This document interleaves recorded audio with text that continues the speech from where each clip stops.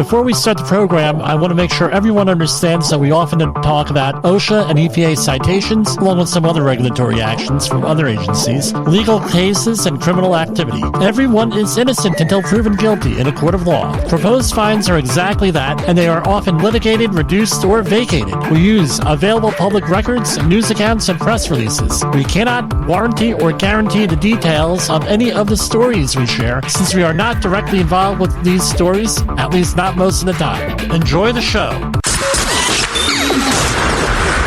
This show is brought to you by Safety FM.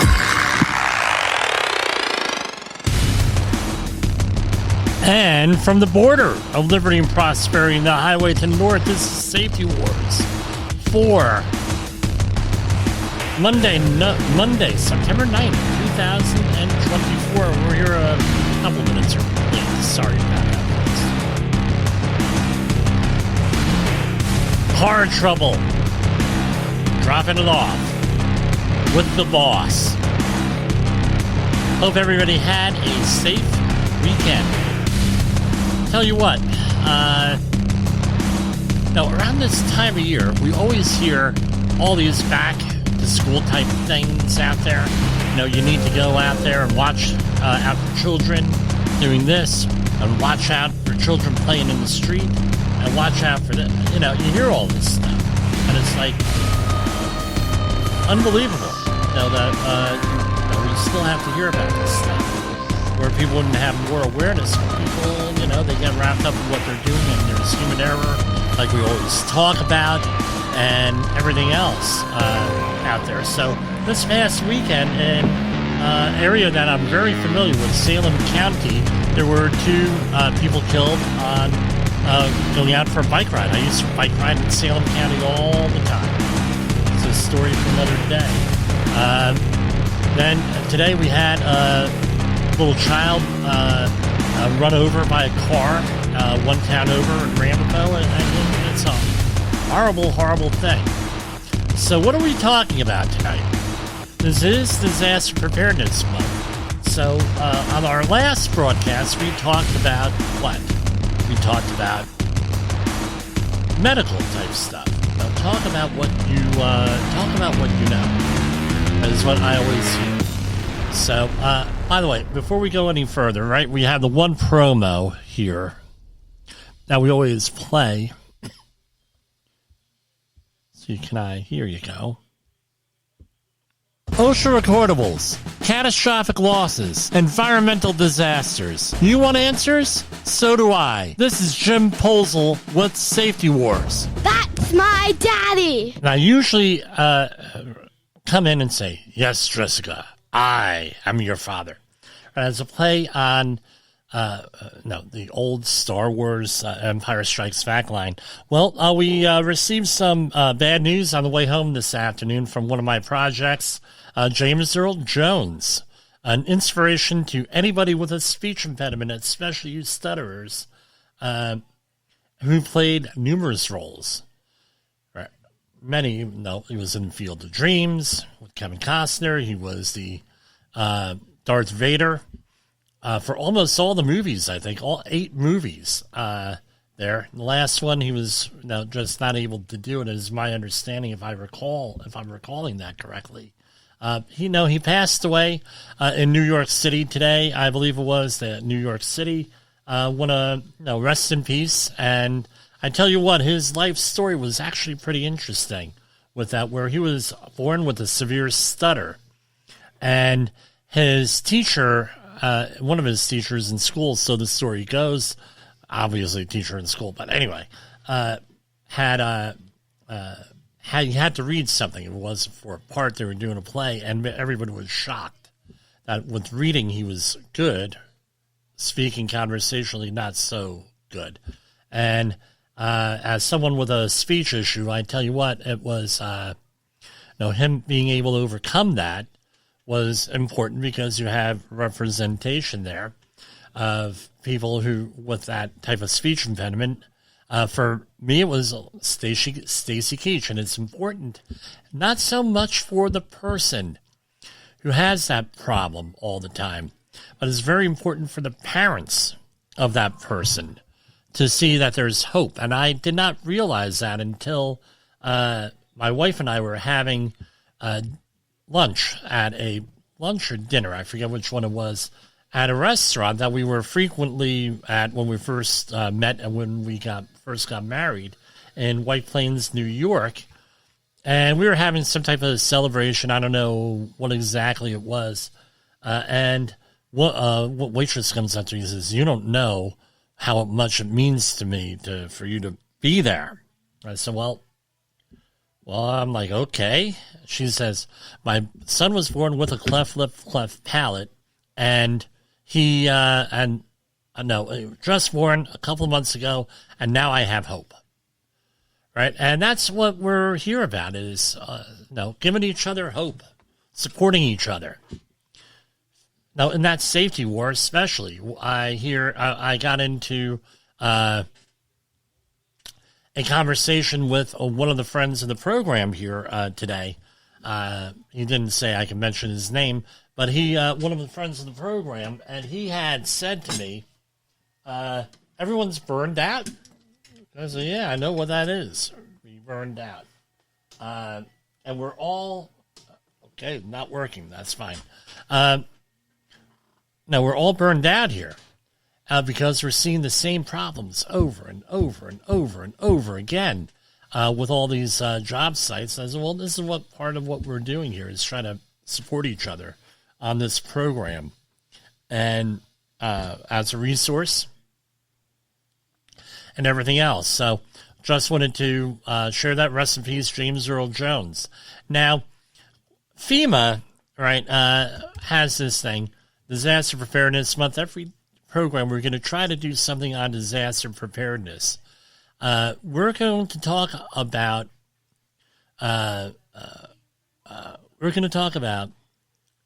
storms, right? Because right now there is coming up the coast.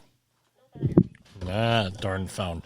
Right now, coming up the coast of the eastern coast of the United States, it's hurricane season, and we're getting hurricane season everywhere. Typhoon in the Pacific.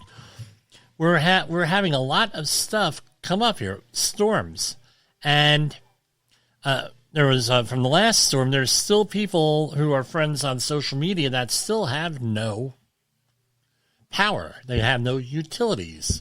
They're involved in what we called a Category 2 or a Category 3 disaster now, preparedness scenario now, where they're going to be in there after, from 0 to 24, that's what I call Scenario 1. Scenario 2 is like 24 to 96 hours, thereabouts, and then you have 96 hours to 30 days. They're in that area. And that's a totally different thing to prepare for, especially if you're in an area like the Jersey coast, like Florida, all the North Carolina, all those states on the East Coast. Do I have to list them all? Because I'm hearing all this stuff about people not knowing their geography. You should be shame on you. But anyway, so rather than going out there and, you're involved in this, so this is often what happens. Always what happened back in the day before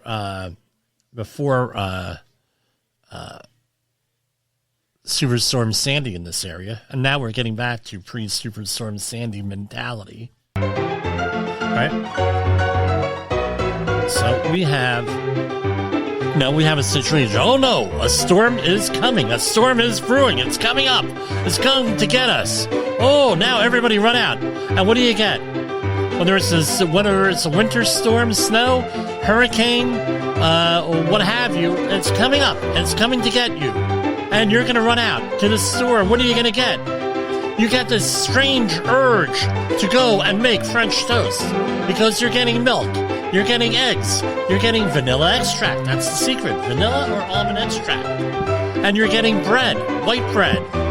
Wheat bread. Whether you're out of white bread. Now we're going to wheat bread. Now, how does it taste with rye bread or pumpernickel French toast? I don't know. And then you're running around and doing this and doing that. Blah, blah, blah, blah, blah. And it's nutty. You're like going completely and totally nuts. Right? And I have a picture of the last storm we had, winter storm, the major one. It seems like all of the chips were out. So now there's this thing where we have to go where we have the need for chips and salsa and sour cream dip and pretzels and everything else. You know? It's crazy. So, no. Now people will know, okay, what am I going to need? So, how long does it take to prepare for a disaster? To prepare for a major disaster, you're talking 2 to 3 weeks. That's for the normal ones. Fires, wildfires, floods, storms, things of that nature. So let's start out what you're going to need. You have a major storm coming up. Refer back to Friday's program where we talked about the medical information for the elderly and everything like that, and people with mobility issues.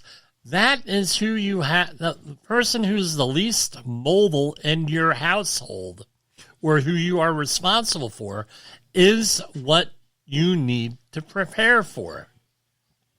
Number one. Number two, let's say that your basement has a history of flooding, right? Like ours does not, and did not before Superstorm Sandy, apparently, where when Superstorm Sandy came through in 2012, I think it was 2012, ends up flooding the area and raising the water table up by 2 or 3 feet. And the water table now has a new baseline, or a base flow, base height, base depth, whatever you want to call it. So now houses that have no history of ever flooding, I'm on top of a hill. Now all of a sudden everybody is flooding, right? So now that's a new normal here. So we ended up getting a couple years back 3 inches of water in the basement, and I tell you what, 3 inches of water causes a hell of a lot of damage. So the question is, if you know, now you have we didn't need a sump pump. Never flooded here.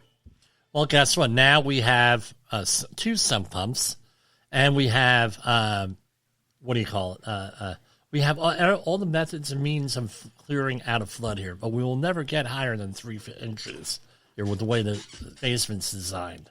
So, again, what do? We make sure everything is off the ground, make sure the pumps are running, make sure that we have a method and a means of powering those pumps if power goes out, because that's a major issue here. We need to have a generator strong enough to pump all the water out of the basement. Pump supply power to the sump pumps, one there, one here, and to pump all the water out. Very, very critical for us. We have to make sure we have enough fuel for the generator. How much fuel now you got a generator, you got a power outage. How much fuel do you need? Where are you going to store it? Where are you going to store it safely? Are you going to get some type of gasoline stabilizer in that fuel so it's not all full of water? Is where you're storing it? Is it all full of? Is that going to flood out? All of this stuff has to be decided ahead of time. And when you have an impending storm, now you have to go in and you have to figure out, right, with the impending storm, all right, hey, we're going to have 3 or 4 hours, we're going to have 3 or 4 days, it's coming up, let's go get our supplies, let's put our gasoline where it needs to go, let's put, or maybe some people have enough money to get a whole house generator. There are companies out there that do that. How are you going to fuel? All this stuff comes into it. Next thing is, do I have enough extension cords? If I have a portable generator. Is the electric in good shape? Are those cords in good shape? If you have a larger generator, do you have a ground spike for that? Every year, I think there's something like 400 people a year in this country, the United States, that die from carbon monoxide poisoning. And what happens with carbon monoxide poisoning? They take the generator, they put it in the house. Before you know it, the exhaust, because there's incomplete combustion from a gasoline engine, and they fill up the house with carbon monoxide. They end up going to sleep and dying. It's a major problem. That's what you need to prepare for. Now, move on with food. What are you going to need? We know, assuming that your community has its groove node together, you're going to go out and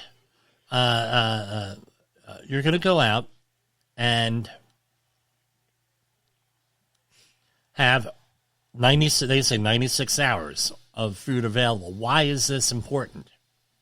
96 hours, because that's when they figure they're going to be mobilized. I can tell you this, in a major disaster, it's going to go a little bit longer than that, like it did here. So what do you want? You want canned food. Things that you normally eat.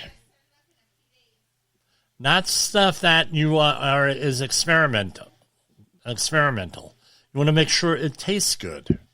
You're going to prepare it properly. Doesn't need to be heated. Doesn't need to be cooked. What is the deal?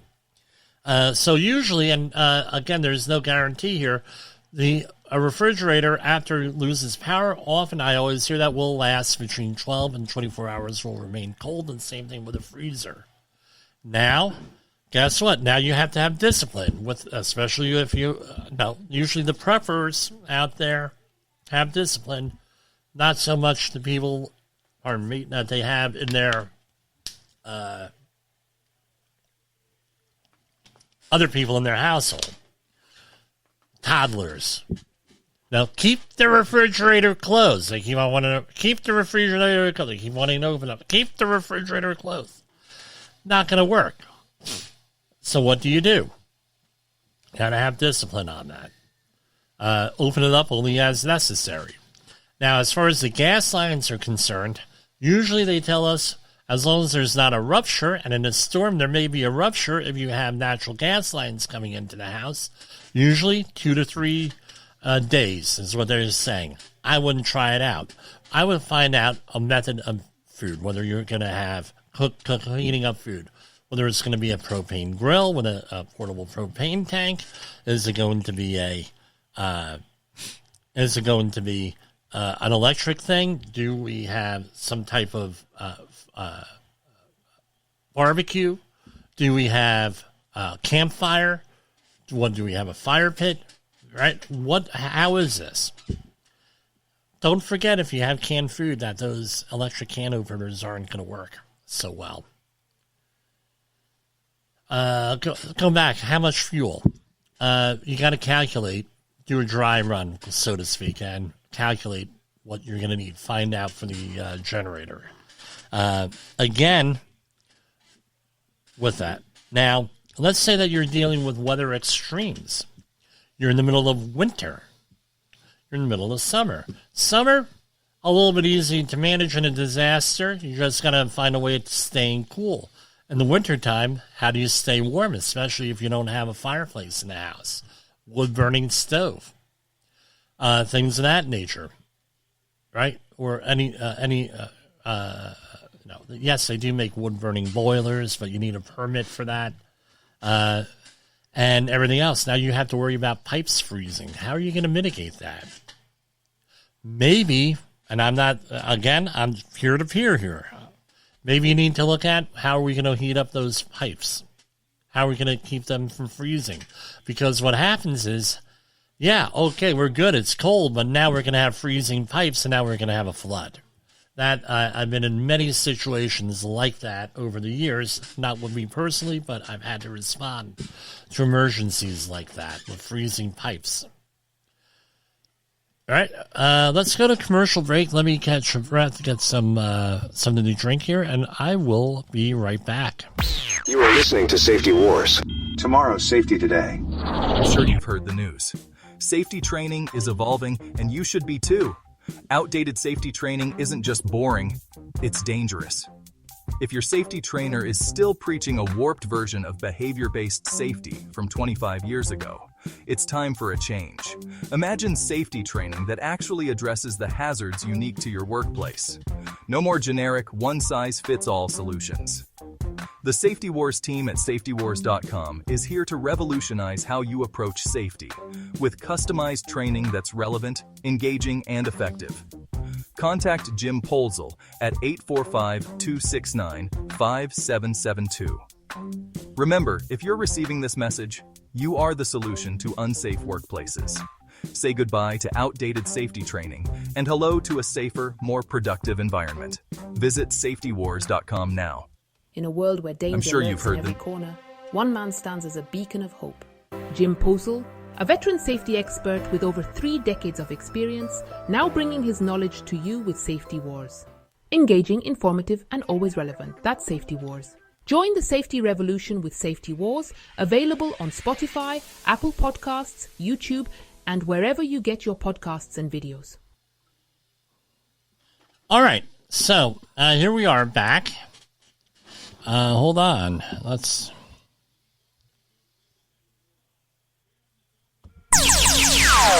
Safety Wars is streaming now.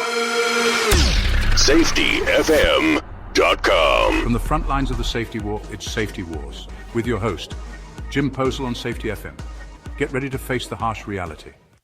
All right, so where were we? We were talking about water, right, and freezing things and weather-related hazards. Again, how are you going to manage that? Just having the conversation, well, you're much better off than everywhere else here, than everyone else. So you just have a conversation. That's what our conversations were over the weekend at church, where I am doing a disaster preparedness talk on September 22nd. If you're interested, if you're up in the Rockland County area, you can come and visit me, and we could, you can attend. If just send me, contact me, and we'll go there, and I'll give you information. The same thing is on October 25th. The ASSP of Hudson Valley is going to be hosting their professional development series at the Rockland County Firehouse. All-day event. You get 0.6 CEUs for that, reportedly. I can't guarantee that, but that's what I'm told here on their paperwork. But anyway, so food, what are you going to do, right? Preparing it and everything else. The next thing, creature comforts. Think about it. Creature comforts. Well, what do you mean, Jim? I'm going to tell you this. I know this from Superstorm Sandy and some of the other disasters we've had here. That's the big one, because we're up here, we were out without anything for 11 days. Big one is clean clothes. Now you're going to say, Jim, what's the big deal of clean clothes? Well, if you're going to be messing around with a generator or anything else, or doing storm cleanup, make sure you have 2 sets of clothes, a work clothes, and then you have whatever else, doing whatever else clothes. Now, you're going to say, well, what do you do as far as clothes? I said, when I know that there is a storm coming, I make sure that we do one thing, laundry, and I take laundry, number 1. Number 2, make sure all your kitchen utensils are clean. Make sure you don't have any dirty dishes, because you maybe have, why add to the problem? And number 3 is showers. Everyone's, okay, we're all going to take nice long hot showers, because we may not have a shower for a couple of days at least. Those are the creature comforts. The other thing is this. No, and I always have, right, the radio, transistor radio. Plus, how are you going to communicate? Cell phone towers may be out. Do you need walkie-talkies? There are many different brands out there, and there's many different options for communicating without a cell phone. And the other thing is, what are you going to do to occupy yourself? Usually, things are a little bit easier, because depending on the time of year, because when it gets dark out, you go to bed. When it gets light out, you get up. Really easy. What are you going to do outside of that? You have a whole society addicted to these things. Cell phones. Guess what? You can't use the cell phones. Only for emergencies, for outbound, receiving calls. Are you going to put call forwarding on all the cell phones to go to one phone? That way you only have one phone on at a time? You make things last? Are you going to have supplemental batteries out there? all different types of external battery sources that you can have for that, some better than others. I have a product that'll that's good for like 5 iPhone charges. 3 to 5, depending on what you're doing, the size of the iPhone and everything else.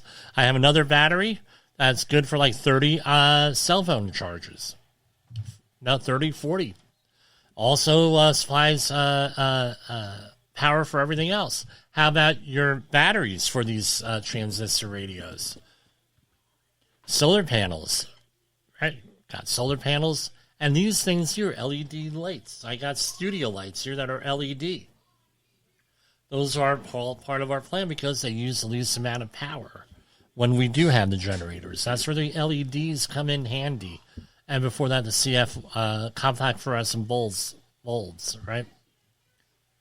CFBs, I think they were right. Little squiggly things with mercury in them.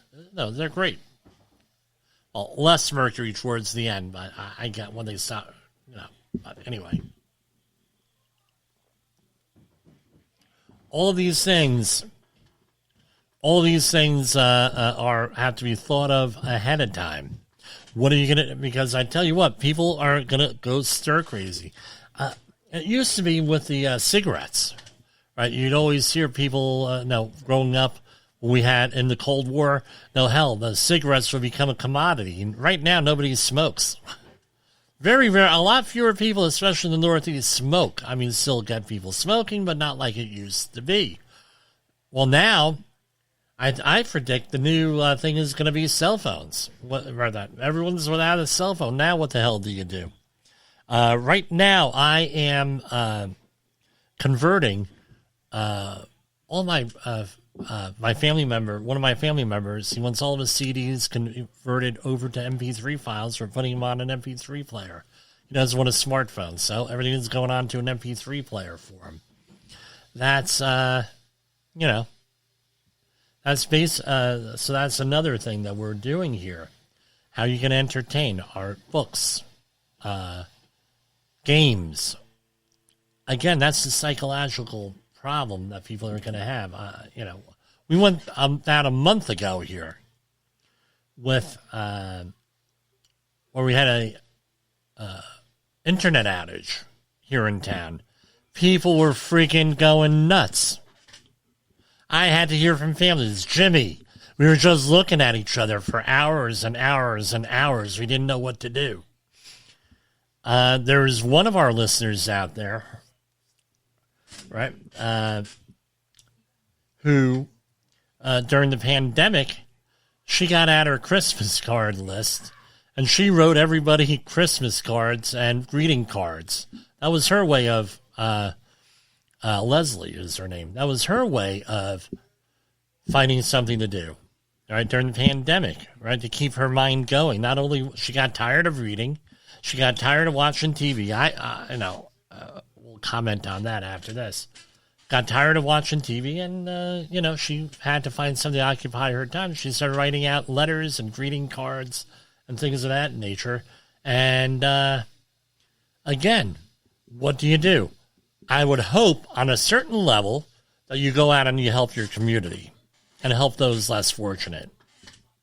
Band together. And that's all I have. I talked about this for 26 minutes roughly on disaster preparedness, and we're going to take our next commercial break here. This is going to blow your mind. There's a new daytime talk show on your local cable access station. What happens when safety, scandal, and heartbreak collide? Welcome to Safety Wars, the talk show. Today's episode is a doozy.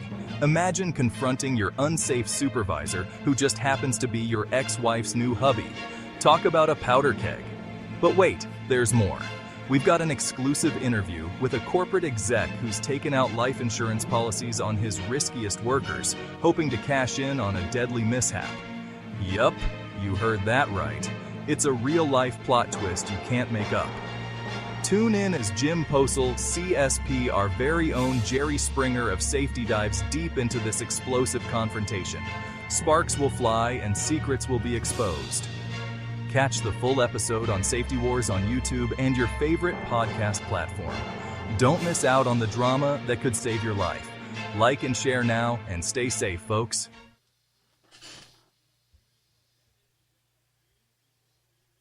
Hey there, safety professionals. Welcome to another episode of Safety Wars on Safety FM, hosted by Jim Posel, and today we're diving into what it really means to be on the front lines of the safety war. So, let's start with the basics. Safety is not just a set of rules or regulations. It's a culture, a mindset, a way of life. When we talk about safety, we're not just protecting workers from harm. We're building an environment where everyone can thrive. It's about going home safe and sound to our families every single day. Now, I know it sounds like a heavy responsibility, but that's why we're here. To make sure everyone understands the importance of safety and knows how to implement it effectively. Whether you're a seasoned safety professional or just starting out, there's always something new to learn. Let's talk about some key strategies. First up, communication. It's critical to ensure that everyone on the team is on the same page. Regular safety meetings, clear signage, and open dialogue can prevent a lot of accidents before they even happen. Next, let's focus on training. Proper training equips your team with the knowledge and skills they need to stay safe. Remember, it's not just about ticking a box. It's about making sure every worker understands the why behind each safety protocol. This understanding fosters a culture of safety where everyone looks out for one another. Of course, we can't forget about technology. From wearable safety devices to advanced monitoring systems, technology is revolutionizing how we approach safety. Embrace it. Use these tools to enhance your safety programs and keep your team protected. But let's not get too comfortable. Safety is an ongoing battle. New risks and challenges emerge all the time.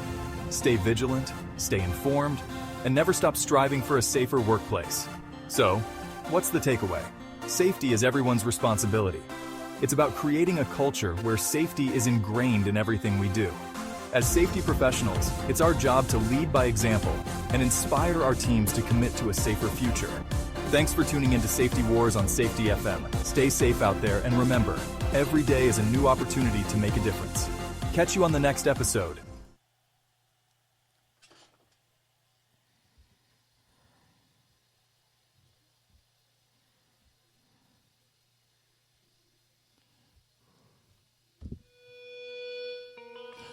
So, we're going to talk a little bit about politics.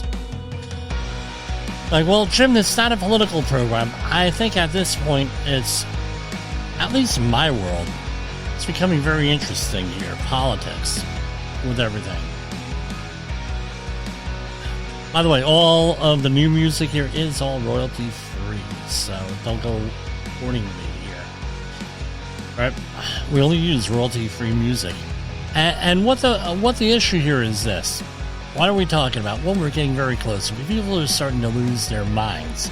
This is sort of like last September when I did a program on the logistics of getting together a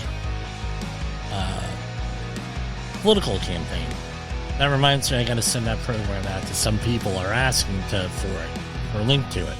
But what the idea is, people I'm seeing are getting wrapped up in their own propaganda. Where you're starting to hear, right? We already have confirmation bias here, and largely where we screen our news and we go to news sources that confirm what we believe, what we want to hear. And this is actually starting to become a real safety issue, mental safety, but also a threat to our republic. People keep calling it democracy. We don't live in a democracy. We live in a republic. Local level, democracy. Federal level, republic.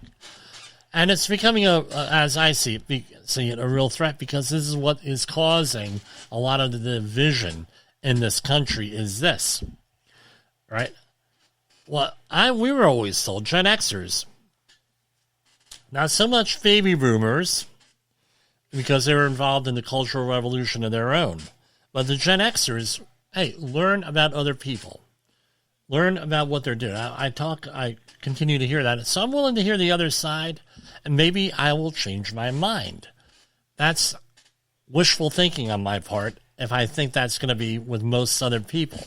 Most other people that I deal with, they have their mindset. No one's going to deal with that. And we're going to talk about that with leadership in the very near future, especially on October 25th, ASSP event right down the road from me here in Pomona, New York. They're not going to listen to you.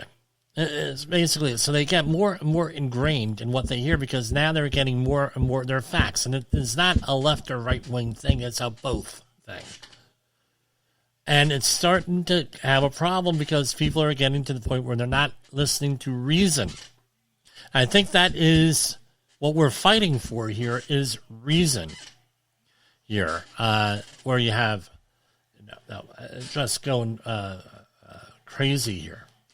And so, I'm trolling, for lack of a better word, a lot of the political sites, the Facebook groups, and some of the LinkedIn posts that are out there, even though that's a professional platform, and some of the other ones.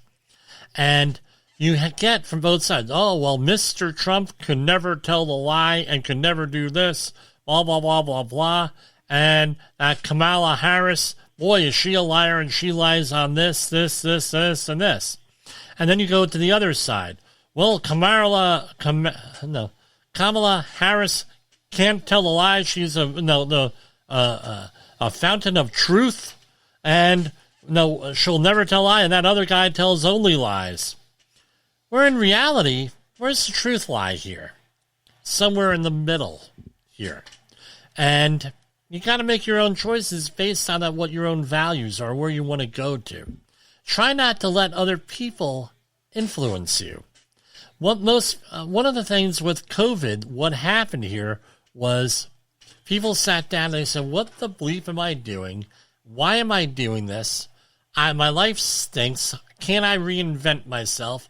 And especially in the restaurant field, in the food service industries, what has happened? Very difficult to find servers anymore. They lost all their servers. Now there is a new crop of servers, and guess what? They're a little bit different. Right now, they demand a tip. Right here, Mr. Posel. Here's your the card reader, and right off the bat it says 25% tip, 10% trip, 15% all the way down. And when you look at the receipt at the screen. Let's say I go out with another family. There are already over 6 or 7 people going for dinner. Guess what? The tip is already in there. Factor in there. And they want a 25% on top of that. I mean, that's a little bit nervy, in my opinion. But, now, what am I going to do? Now, and they will reflect, and they're acting accordingly. This is where we have a lot of the social upheaval we've had over the last couple of years, especially in the diversity, equity, and inclusion topic that we talked about so recently. So, people don't do that anymore. Back in the day, people would talk about politics. People would have difficult discussions. Today, people don't want that. And that's one of the things they're always fighting with the safety war that we're talking about in the workplaces. Nobody wants to have uncomfortable discussions. No, we're just going to get along. We're just going to get along. Well, when we don't have discussion, debate, dissension, anything like that, that's when you run into a problem. And that's what we're seeing here, where dissension isn't even allowed with this. They say don't discuss politics, don't discuss religion, and don't discuss money. Oh, so what do people talk about? Well, they don't talk about any of those three. So what do we have? A financial crisis? We have, a political crisis with as Sheldon Primus correctly pointed out, we have a government that doesn't function on the federal level and on majority of the states. We have people who don't talk about religion. Oh, well, religion's not important. Oh, really? Religion's not important. Do you think that what do you think is going to happen if you don't talk, let's broaden it out, morality. What do you think is going to happen when we don't talk about morality and religion? My opinion, I think this is, again, very controversial. We're not going to, nobody wants to talk about it. very controversial. Well, what happens? Now we have laws and we have prisons. Because where religion, regardless of what that religion was, we're trying to keep people in check, talk about moral type things. My own faith tradition, the 10 Commandments, right? Don't kill, don't do this, blah, blah, blah. Did we fall short? Absolutely. Now no one wants to talk about it. One thing I'll say about the some of the other faiths out there, Hindu, Jewish, I don't know too much about the Muslim faith, but there's probably a lot of truth in that too. People talk, where this is the truth, people talk and discuss things. And with the Jewish and Hindu, I know that's true. Philosophy. Anything like that. And again, so what's my point? Getting back to it. I went into the weeds. Getting back. We have people out there believing their own propaganda. And guess what? If things don't turn out their way, I don't care if Mr. Trump or Kamala Harris wins. If things don't turn out their way, we're going to have a freaking problem here.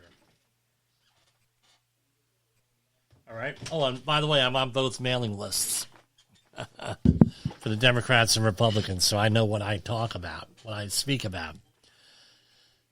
So this is the other thing. This is from Study Finds. This is from Click Storage. Chris Miller wrote this article talking about the change in electoral map by the year 2100.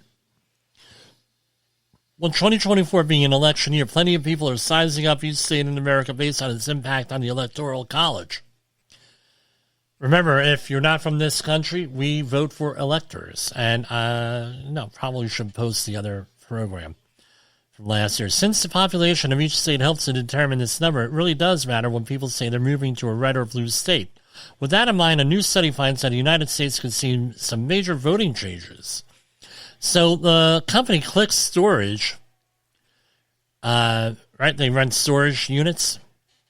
They are able to figure out because people are moving and they get a storage type thing, a storage area for their stuff for the interim. Same thing with U-Haul is another one. And I'm not giving plugs. I'm just stating it like it is. So basically things are being moved from the north, right? New York, Illinois, and even California out west. And they are moving, people are moving to Texas, right? Florida, California, despite recent changes, including a modest decline of 0.2% in 2023, they are going to grow by 53 million. Basically around technology and the entertainment industry.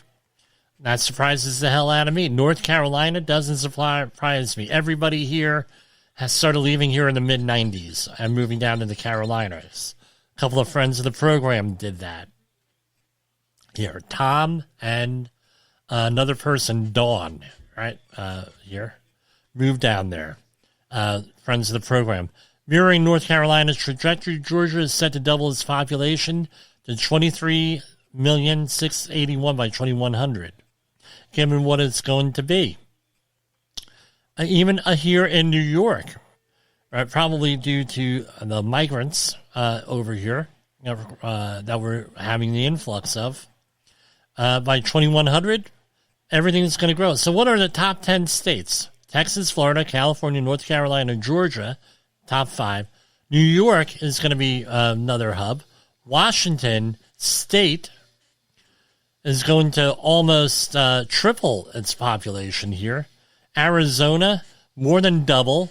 Virginia, double, almost. Colorado, almost triple the thing. So guess what? This is going to be an earthquake for the Electoral College map here.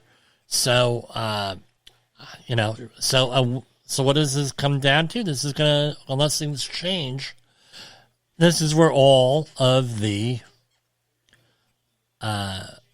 campaigning is going to be in the next, over the next 80 years. It's going to be a shift to those states.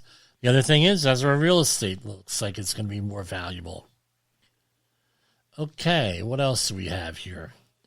Jim, we want to hear about worker fatality. Okay, let's hear about it. Now, this happened a while back here. This is mind-blowing for me here. So I do a lot of safety audits for tech companies. And so I can see this happening, especially when you have the hybrid work type stuff.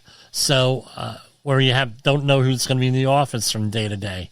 A woman named Denise Prudhomme, 60, scanned into Wells Fargo in Tempe, Arizona on Friday, August 16th. By the way, that's a huge building there, if that's the corporate office. She died at her desk and wasn't found until the following Tuesday. People dying at work from a safety breach or from stress still happens much too regularly. Again, amazing. Here, they found her there. How are you going to account for that? Do you have an accountability log? Who goes in and who comes out? Access control, something. With that, reportedly, she was getting a little bit ripe here. Not to make a joke out of this. She started. They did this on odor. It's incredible here. The hybrid. Okay, here we have, and this happens quite often here. New York is very fond of its parkways here. This is a road that I drive fairly regularly. This is from driver charged in fatal wrong-way crash on Hutchinson River Parkway was intoxicated, allegedly. The driver accused in a fatal wrong-way collision on Hutchinson River Parkway in Westchester County was intoxicated on his phone at the time of the crash, according to a criminal complaint. And this happened in Rye, New York, right in the neighborhood of where my wife often goes to work. Again, I've seen cars do this, and this could very easily happen if you're not paying attention, like if you're on the phone or you get onto the wrong way. This happens once or twice a year. My question is this. There's got to be a control in place for this. Has to be some kind of control in place. I don't know. What's the thing? You're driving down the road, you have a single dash white line, right? And then you see all of the cars coming the other way. You see all of the backs of all the signs. You miss the do not enter sign or wrong way sign. I don't know. Being loaded, here we go. On September 5th, a Long Island mother was charged in her whopping 57th license suspension for a wrong-way collision that killed her 9-year-old in late August. 2 men were killed in Harlem on August 21st after a pickup truck came barreling down the wrong side of the highway. That was probably Henry Hudson on that one. Happens. Fatal construction accident near Bel Air claims life of worker next to machinery. This is from a couple weeks ago. A tragic accident occurred at a hillside residential construction site near Bel Air, this is California, where a worker was fatally injured while operating working near heavy construction equipment, according to multiple sources. The accident, which involved a man whose identity has not yet been disclosed, blah, blah, blah. Again, footage captured by a camera hints at the involvement of the truck loader or skid steer fitted with an auger attachment. The equipment was positioned at the base of a steep embankment where a tarp commonly used to cover the deceased was seen adjacent to the machine's treads. I don't know what happened here with this. Might have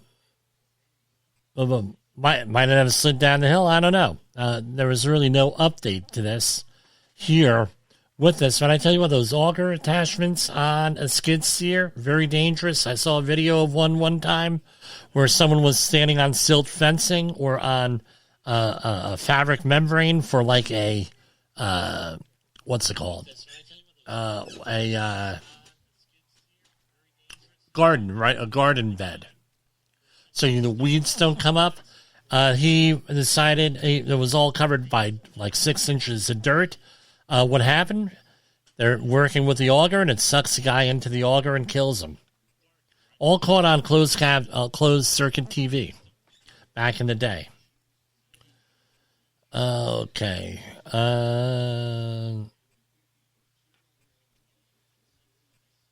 All right. With that. Now, I got a lot of emails and everything like this from this. Where is it? 1 dead and 2 injured. This is from Friday after a boom lift falls and crushes a van in West Philadelphia. 1 worker is dead and 2 others are seriously injured after a boom lift fell on Friday afternoon in West Philadelphia. The lift tipped on to a side and fell onto a van, splitting the vehicle in half. I don't think that was the right way to describe it, but it crushed it right down the middle. I think that would be a better way. Now, this is what some of the... Right, so, they're doing a big investigation. So I do boom lift and scissor lift training here, aerial lift, articulating lift training. Same thing goes with a forklift. What causes this stuff to fall over, do you think? The ground. Right? Often. So what's the first thing you need to do as part of that? Hold on. Telling people to be quiet here. All right. So you got to make sure you don't have soft ground. This equipment is very heavy, like 50,000 pounds from what I've seen with the one that they had here involved in the accident. I'm looking at the photos here. You got to make sure the ground is solid that you're in. And the other thing is this, if you're in a cold environment, or if you're, right, what happens? In the morning you have frozen ground, afternoon you have, it thaws out, the thing may roll over. That's an issue that you got to be prepared for with this. The other thing is this, there were 3 people in the boom lift. Was that thing rated for 3 people? I don't know. That's where I would be looking. And, of course, what's the first thing that they're going to ask for? And it's a leading indicator that is often used by investigators, is this. Where's the checklist? Where's the inspection checklist? Guess what? You don't have an inspection checklist? That's a leading indicator that you're not a safe company to work with. Now that, sort of like, here it is.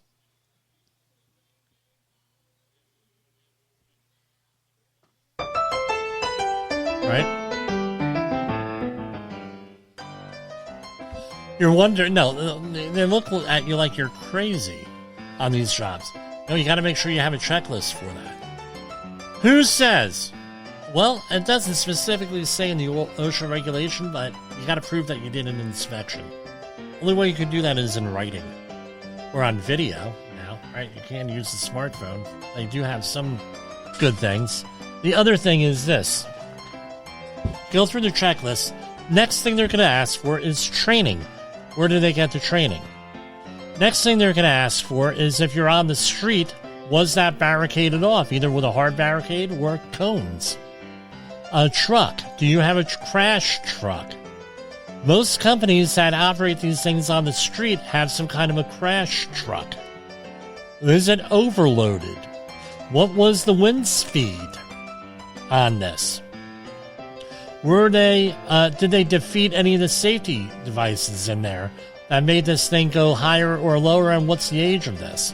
When was the last time this was third-party inspected? Did this have any recalls? And that's just a short list of what they're going to look for when it comes to a boom lift accident. Now, my opinion, and just my opinion, the more dangerous of the two between boom lift and scissor lift is the scissor lift. Why? First of all, scissor lifts do not have a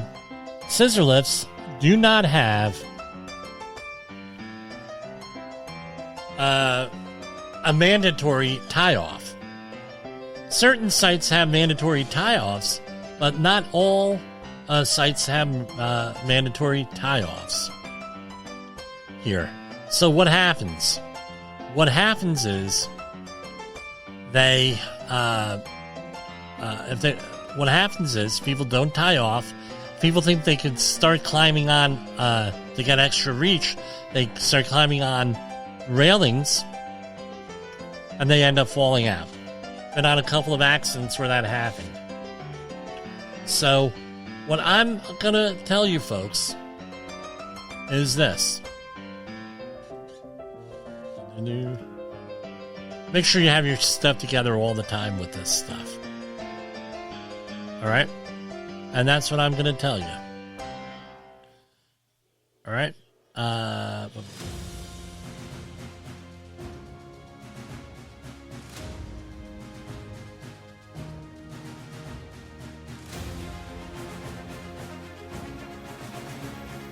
Alright. That's all I have for tonight. We're right up on the edge here, and we're going to say good night. And there is our outro. The views and opinions expressed on this podcast are those of the host and its guests and do not necessarily reflect the official policy or position of the company. Examples of analysis discussed within this podcast are only examples. They should not be utilized in the real world as the only solution available, as they are based only on very limited and dated open source information. Assumptions made within this analysis are not reflective of the position of the company. No part of this podcast may be reproduced, stored in a retrieval system, or transmitted in any form or by any means, mechanical, electronic, recording, or otherwise, without prior written permission of the creator of the podcast, Jay Allen.